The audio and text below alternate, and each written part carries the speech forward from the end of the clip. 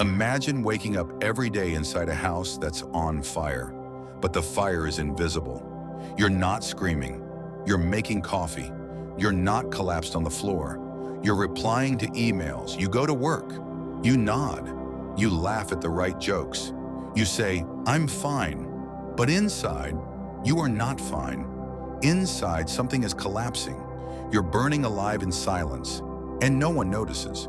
Not because they don't care, but because you've become brilliant at hiding the smoke. This is what depression really is.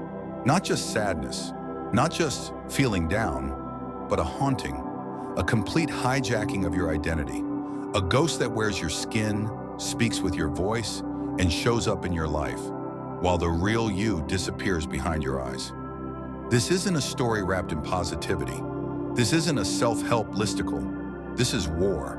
A quiet, invisible war that millions are fighting and losing behind closed doors, behind smiling photos, behind small talk and good grades and polite conversations.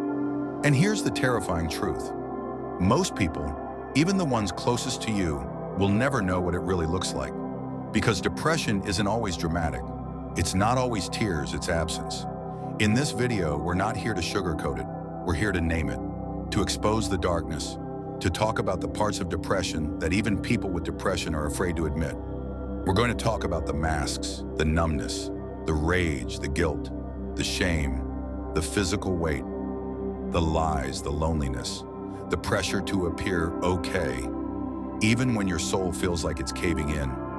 If you've ever felt like you're screaming in a soundproof room, if you've ever felt like you're disappearing in plain sight, this is for you. You are not alone. You are not broken, and you are not invisible here. Let's begin. Part 1, depression isn't just sadness. When most people picture depression, they imagine a grayscale version of sadness. Someone crying in bed, unable to move. And while that can be part of it, it's just one chapter in a much darker, longer book. Depression isn't just about sadness. It's about nothingness. It's not always crying. It's staring blankly at the wall for hours.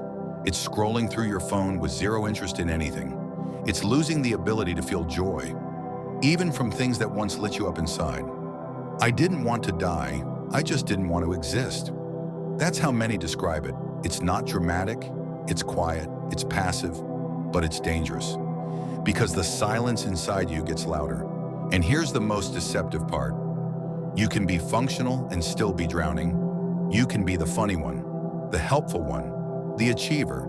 You can post selfies, go to brunch, reply with hearts and emojis, and still, inside, be utterly hollow. Depression has mastered the art of disguise. It teaches you how to smile on cue, how to give rehearsed answers, how to say just tired instead of barely surviving. Worse, society reinforces this. You're called strong. You're so resilient. You don't look depressed, but that's the point. Depression doesn't look like anything specific. It hides in plain sight, and we need to learn how to see it before it's too late. Part 2, depression is physical. Here's something almost no one tells you. Depression doesn't just live in your mind, it takes over your body. You wake up exhausted, like you've run marathons in your sleep. Your limbs feel like they're filled with sand. You move slower, think slower, breathe heavier. Your appetite disappears and or becomes bottomless. You can't sleep, or you sleep 14 hours and still feel drained. You get random aches, stomach pain, headaches, a tight chest. Depression is a nervous system disorder disguised as a bad mood. It hijacks your biology. Your brain stops producing the chemicals that regulate pleasure, focus, and energy. So no, it's not just in your head. It's in your spine. It's in your heartbeat. It's in your gut. Telling someone with depression to just go for a walk is like telling someone with a broken leg to sprint. Yes, movement helps, but first, validate their pain. Meet them in their reality. Part 3, the lie of high-functioning depression. High-functioning depression is a trap.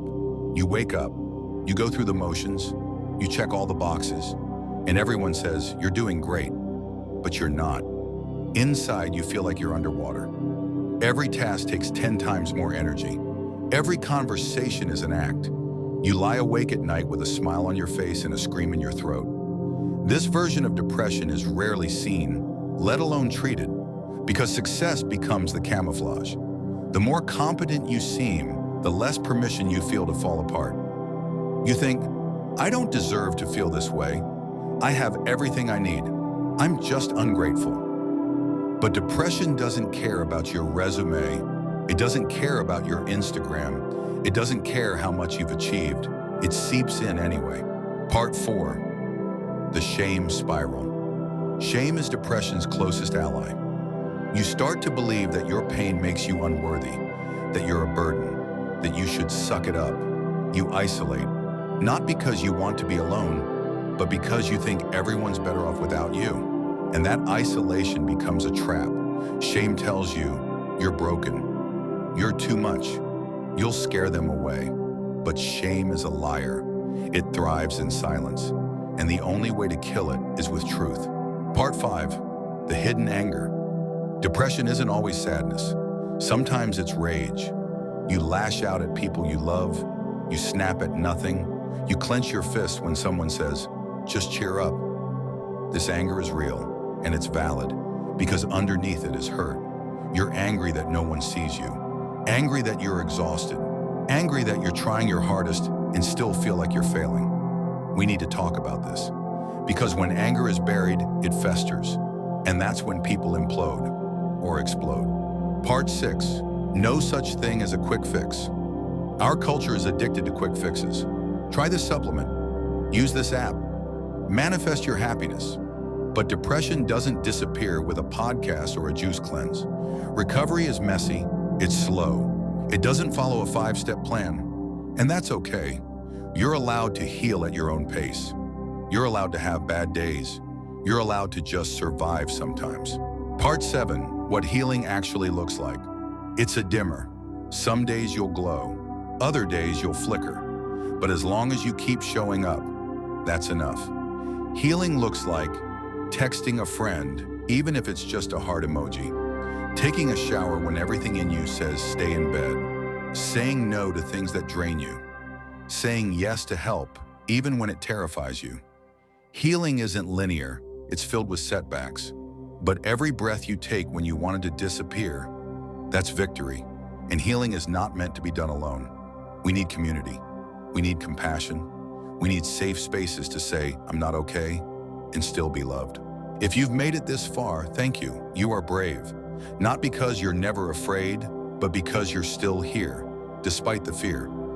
Depression is brutal. It doesn't make you weak, it makes you human. If you're struggling, you are not alone. You are not beyond help. You are not invisible. There is light. There is help. There is healing. Talk. Reach out. Ask. Cry. Scream. But do not disappear. Let's build a world that sees the pain behind the smile, that asks real questions, that listens deeply, that doesn't flinch at the truth. If this video moved you, share it. Start the conversation. Be someone's mirror, be someone's lifeline, and above all, take care of your mind like you would your body. You deserve that care.